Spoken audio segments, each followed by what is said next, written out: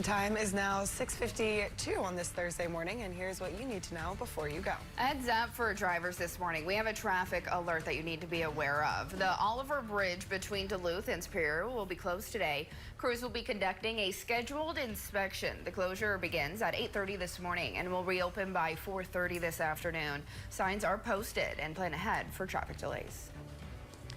A tipped-over semi caused a traffic mess on the Iron Range Wednesday morning. This is an image of the crash. You can see the semi tipped over, losing its load on the roundabout. This happened around 10 a.m. at the intersection of Highway 169 and Beltline in Hibbing. The crash shut down the several lanes in the area. The good news, State Patrol says no one was hurt. And that was not the only rollover crews responded to yesterday in Hibbing. Here's another crash just down the street. Officials responded around 11:30 a.m. to the secondary crash. A pickup truck on Highway 37 collided with a car that was crossing Highway 37. The car then rolled onto its side. The driver had non-life-threatening injuries and was taken to the Hibbing Hospital. Both crashes are under investigation.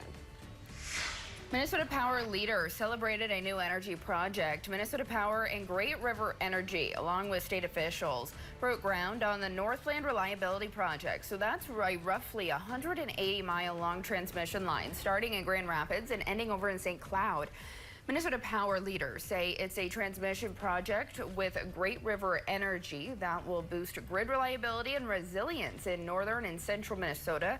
The transmission line is expected to be in service by 2030 and is estimated to cost more than $1 billion.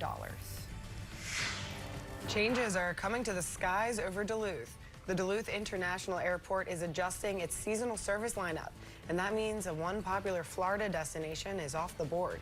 In an announcement Wednesday, airport leaders said flights between Duluth and Fort Myers are being suspended.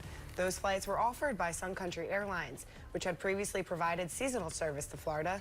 According to Sun Country, an increase in cargo operations has led to cuts in some scheduled passenger routes, and unfortunately, Duluth is one of them.